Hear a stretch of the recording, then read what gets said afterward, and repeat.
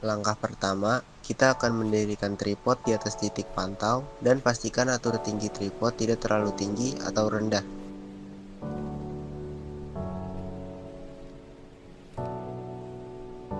Tripod terpasang, lanjutkan pasang gunting-gunting pada tripod agar memastikan teodolit kita terpasang tepat berada di atas titik pantau.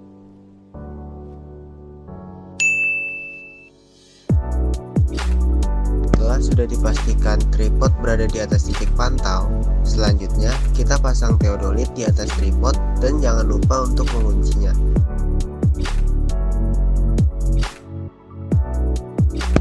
Kita atur kemiringan teodolit. Untuk kami biasanya menggunakan cara 2-1, di mana kita membaca nuvok kontak di setiap sisi sampai rata. Jika teodolit sudah dipastikan rata, terdapat dua cara untuk mencari kontur. Cara pertama, arahkan teodolit ke utara 0. Jika sudah, pastikan untuk menekan tombol 0 set pada teodolit. Kedua, kita arahkan teodolit pada titik sebelumnya. Di sini kami menggunakan titik BM2 sebagai titik sebelumnya.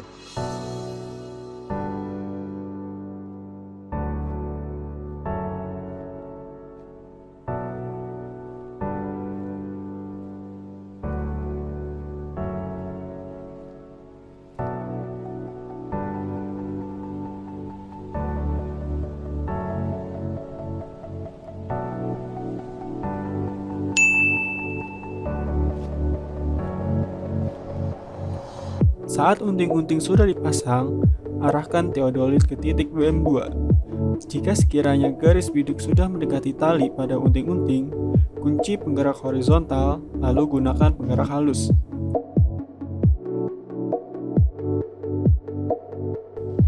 Dan jangan lupa untuk tekan tombol 0 set. Ini tempat kami mencari kontur. Kita pasang pen ukur di titik yang kita ingin tembak. Pastikan setiap pemasangan pen ukur memiliki tingkat elevasi yang berbeda.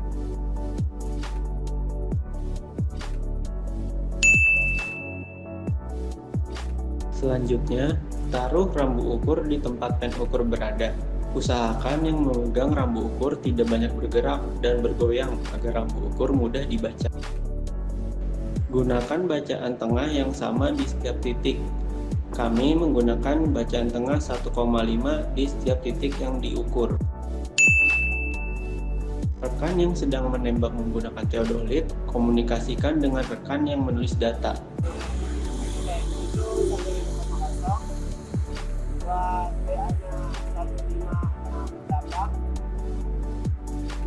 Dan jangan lupa untuk menulis horizontal dan vertikal yang terdapat pada alat teodolit.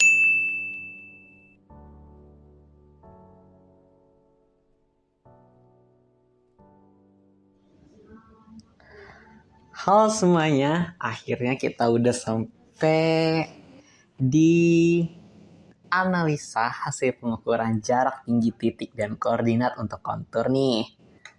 Mungkin beberapa dari kalian bingung kenapa sih kok ada beberapa tabel yang diwarnai dengan warna kuning. Tabel dengan warna kuning itu sendiri kami dapatkan dari hasil pengukuran ya teman-teman. Mulai dari tinggi alat, sudut horizontal, azimut awal, sudut vertikal, dan bacaan rambu kami ukur di lapangan itu sendiri.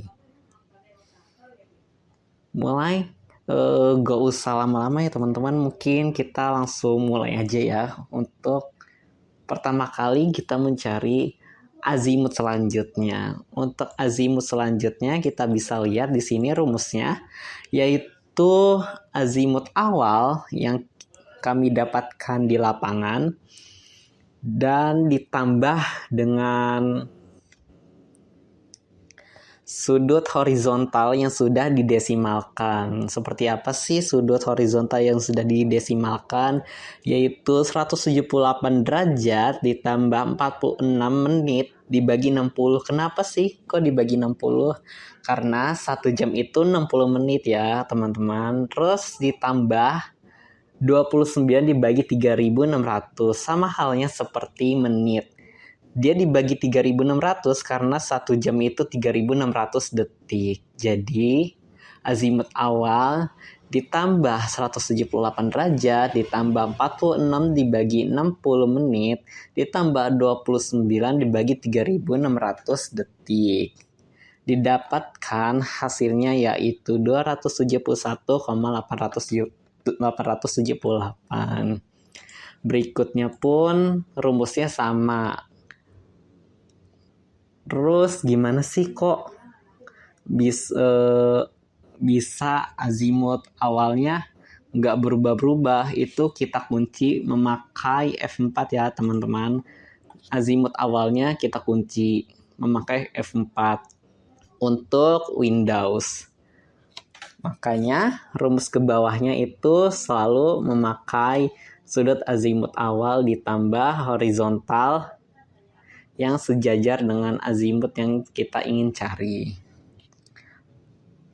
Lanjut, untuk mencari jarak, yaitu rumusnya 100 dikali bacaan atas dikurang bacaan bawah atau BA dikurang BB dikali sin dari sudut vertikal yang sudah didesimalkan dikali pi bagi 180 derajat pangkat 2. Pi bagi 180 derajat itu sendiri rumus radian ya.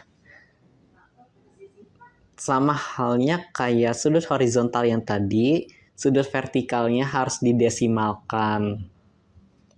Makanya 90 derajat ditambah 48 dibagi 60 menit ditambah 42 dibagi 3.600 detik. Ini kalau mau copy rumusnya tinggal ditarik ke bawah ya teman-teman. Seperti ini. Oke, kita lanjut ke rumus beda tinggi. Rumus beda tinggi itu sendiri kita memakai tinggi alat yang sudah kami dapat dari lapangan. Tinggi alat ditambah 100 dikali bacaan atas dikurang bacaan bawah dikali sin dari sudut vertikal yang sudah didesimalkan dikali radian dikali cos sudut vertikal yang sudah didesimalkan juga dikali radian dikurang dari bacaan tengah.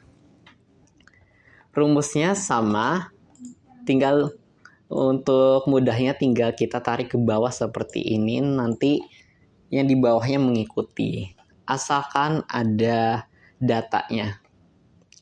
Lalu lanjut untuk tinggi titik, seperti azimut, S9-nya atau tinggi titik awal itu dikunci menggunakan F4 untuk di Windows, ditambah dengan beda tinggi yang sejajar dengan tinggi titik yang akan kita cari. Seperti halnya tinggi titik S10 yang kita cari ini menggunakan tinggi titik awal ditambah dengan beda tinggi di R10. Begitupun berikutnya tinggal di copy aja, tinggal diturunkan aja rumusnya. Itu untuk mudahnya. Lalu untuk mencari selisih koordinat kita menggunakan untuk delta X menggunakan sin ya teman-teman.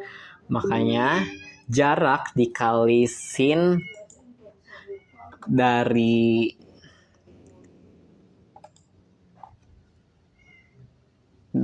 azimut yang sejajar dikali pi bagi 180. Begitupun delta Y, tapi untuk delta Y kita memakai cos. Jarak dikali cos azimut. Lalu untuk koordinat rumusnya itu koordinat awal ditambah selisih koordinat. Untuk merumusnya, koordinat awalnya dikunci aja menggunakan F4 untuk Windows itu sendiri.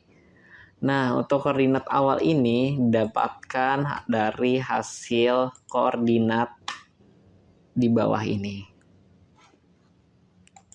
Koordinat Q16 didapatkan dari koordinat Q16. Kita lihat Q16 dari sini ya teman-teman, dari perhitungan analisa data poligon di koordinat.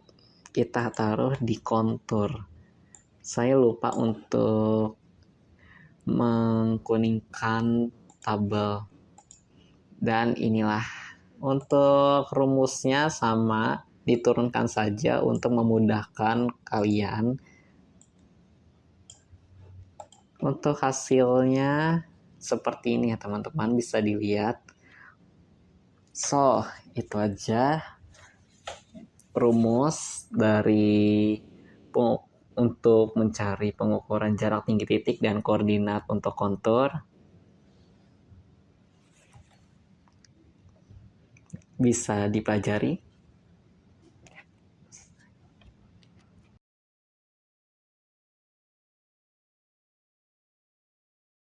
Ya, halo semuanya, selamat malam, salam sejahtera untuk kita semua. Pada kesempatan kali ini, saya akan memberikan tutorial bagaimana cara untuk menggambar kontur di Civil 3D. Nah, awalnya teman-teman buka Civil 3D dulu ya. Nah, pilihnya itu yang Civil 3D yang metric. Biar standar pengukurannya itu yang sentimeter, kilogram, segala macam gitu. Kalau sudah dibuka, hasilnya tampilannya kan seperti ini displaynya. Teman-teman pilih new. Kalau sudah muncul tampilan seperti ini, teman-teman pilih points ya. Points, klik kanan, dan create. Nanti akan muncul tampilan seperti ini, create points. Teman-teman pilih yang ini ya teman-teman. Kalau sudah tampilan seperti ini, import points. Kalian pilih yang plus ini. Masukkan data yang kontur yang teman-teman kalian udah punya, yang sudah diolah ya tentunya. Nah, nanti akan muncul seperti ini. Kan ada dua kemungkinan di mana teman-teman checklist seperti ini ataupun silang.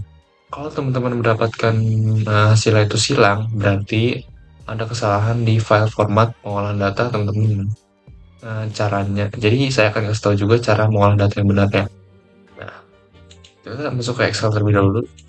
Nah, kalau teman-teman punya data kontur seperti ini ya. Nah, teman-teman buat sheet baru terlebih dahulu seperti ini. Buat untuk points, easting, northing, z elevation, dan description. Dimana di points ini, teman-teman isi nomor-nomor ini sebanyak titik kontur yang teman-teman kalian punya. Teman-teman punya seberapa banyak gitu. Dan untuk easting ini, teman-teman isi dari koordinat X di kontur teman-teman. Ya. Kalau untuk northing itu adalah koordinat Y-nya.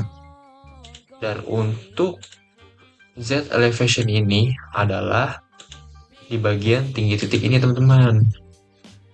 Dan juga selanjutnya di bagian description ini adalah titik bidik teman-teman. Ini teman-teman ya. Nah, kalau sudah dimasukin ke Excel semua seperti ini, teman-teman bisa save as dan save dalam bentuk txt ya, text tab delimited. Oke, kalau sudah nanti akan jadi seperti ini teman-teman. Dimana point, easting, dan northing, z elevation, dan description teman-teman bisa hapus ya, karena nanti nggak bisa terbaca di Civil 3D-nya. Nah, untuk jadi setiap point, easting, northing itu teman-teman kasih spasi ya untuk jarak. Jadi dipisahkan dengan spasi. Begitupun dengan easting, northing juga dipisahkan dengan spasi di sini teman-teman.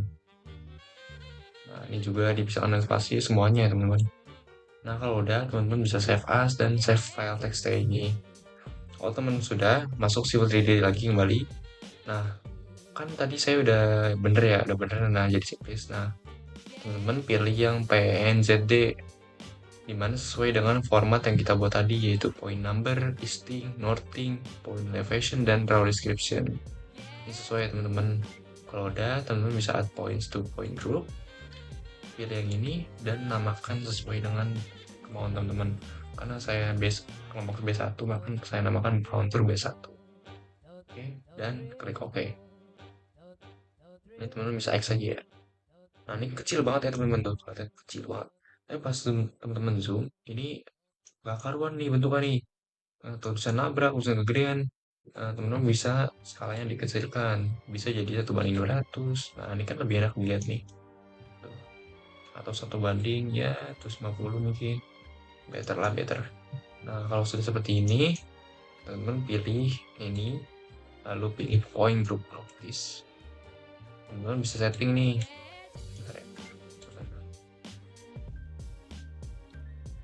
Pilih point group properties dan teman-teman bisa setting nih. Misalnya X ini teman-teman bisa ganti ke benchmark, bisa ganti ke ini, bentuknya bakal beda-beda tuh. Bisa ganti ke mungkin kayak basic segala macam, bisa ganti di situ ya. Karena saya lebih suka yang tadi yang minimalis ya, kayak pakai benchmark no kecil soalnya. Dan poin label style ini adalah teman-teman bisa menunjukkan bagian mana saja yang ditunjukkan, misal dari description atau dari elevation only atau segala macam. Karena saya hanya ingin elevation dan description saja, saya hanya milih ini berarti. Tuh. Jadi titik C3 ini elevationnya adalah 97,71. Kalau sudah seperti ini, gimana cara untuk membuat konturnya? Nah, teman-teman ke bagian surface ini, klik kanan, terus create surface. Karena kontur saya kecil, saya pilih stylenya itu adalah 1 meter dan 5 meter. Klik OK. Nah, kalau sudah, ini kan ada tanda plus nih. Plus lagi, dan definition ini plus lagi, dan masuk ke point group sini, klik kanan, add, dan pilih kontur B1. Apply, OK. Jadi dia teman-teman konturnya. Nah, tapi kan katanya kayak, ini kontur apa ini, kayak kurang jelas gitu loh, kayak kurang lah bentuknya. Teman-teman bisa diklik dulu ini, masuk ke surface properties, information. Nah, ini teman-teman bisa kuas dari sini ya teman-teman. Klik sini, masuk ke contours, masuk contours intervals, dan teman-teman bisa setting minor interval dan major intervalnya. Bisa, kalau saya itu 0,1 saja teman-teman. Ini samakan saja. Dan untuk contour smoothing ini adalah untuk nyeting seberapa tajam, seberapa halus garis kontur yang dibuat ya teman-teman. Saya tengah-tengah saja. Apply, OK. Apply, OK. Nah, sudah teman-teman, kan ini lebih kelihatan konturnya gitu loh.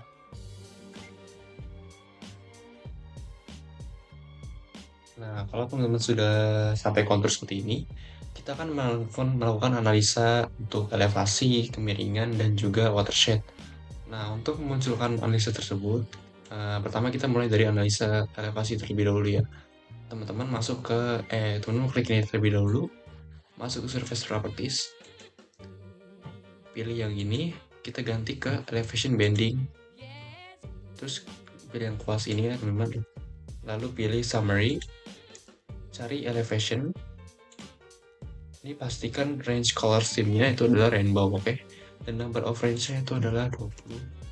Bebas teman-teman, bisa 50 ke 20, karena ini menunjukkan dengan berapa angka untuk beberapa warnanya gitu loh, beberapa banyak warnanya gitu. Apply, oke. Nah, kita masuk ke analisis terlebih dahulu. Ini pastikan analisis type-nya itu adalah elevation. Dan untuk number of range-nya samakan dengan tadi, 30. Lalu klik di sini teman-teman, tanda panah jangan lupa. Nah, ini udah muncul nih. Nah, nanti akan ada 30 warna, jenis 30 warna gitu. Kita apply dan OK. Nah, nanti akan jadi seperti ini teman-teman. Jadi untuk menunjukkan analisanya itu adalah pertama dari add legend terlebih dahulu. Pilih elevation, dynamic, klik di sini. Nanti akan muncul tabel-tabel dari elevasi ya. Dan selanjutnya adalah analisa dari slope, kemiringan. teman-teman sama aja tadi kayak tadi, pilih surface properties dan cari yang surface style-nya ini adalah slope bending. Klik was lagi, summary, dan pilih slopes. Samakan dengan tadi rainbow dan juga number of range adalah 30, samakan saja. Apply, oke. Dan untuk analisisnya juga analisis stepnya diubah dengan menjadi slopes. Number of range sudah 30, dan klik panah. Ini jadi 30 jenis warna juga. Apply, oke. Nah, ini adalah untuk analisa dari kemiringannya. Nah, untuk memunculkan tabel seperti elevation tadi, teman-teman bisa apply lagi, pilih slopes, dynamic, dan pilih di sini, bebas di mana aja. Nanti akan muncul data-data untuk slope tables. Dan selanjutnya adalah watershed. Nah, untuk watershed ini sama seperti tadi, pilih surface properties, input information, ubah ke default seperti tadi, yaitu contour 1 meter dan 5 meter. Dan untuk analisisnya, masuk ke kuas terlebih dahulu, masuk ke display. Jangan lupa untuk grid dari watershed ini kita nyalakan ya. Apply, oke. Dan selanjutnya analisis statement kita ubah menjadi watersheds. Ini juga watersheds. Nah, ini juga tadi samakan 30. Klik kanan, lalu apply. Nah, ini akan muncul ya teman-teman. Jadi titik mana aja yang tempat menampung airnya segala macam, dan untuk jalurnya juga diketahuan. Kalau teman-teman ingin balik ke konturnya saja, teman-teman bisa balikin dikencet surface properties juga. Dan teman-teman untuk ini di edit surface style dimatikan saja untuk di bagian watershednya. Apply, oke. Maka akan sama seperti yang awal. Munculkan itu ya, watershed table-nya ya. Sama seperti tadi, klik add legend dan watershed, pilih dynamic dan juga oke. Akan muncul dengan table untuk watershed-nya. Baik, sekian untuk mungkin segitu aja dari tutorial dari saya. Jadi tutorial ini hanya menampilkan cara mengolah data, cara memasukkan surface konturnya, dan juga cara elevation table-nya, slope elevation analysis, slope analysis, dan watershed analysis. Kurang lebih mohon maaf jika ada kesalahan atau kurang informasi dari saya. Salam sejahtera untuk kita semua. Dadah.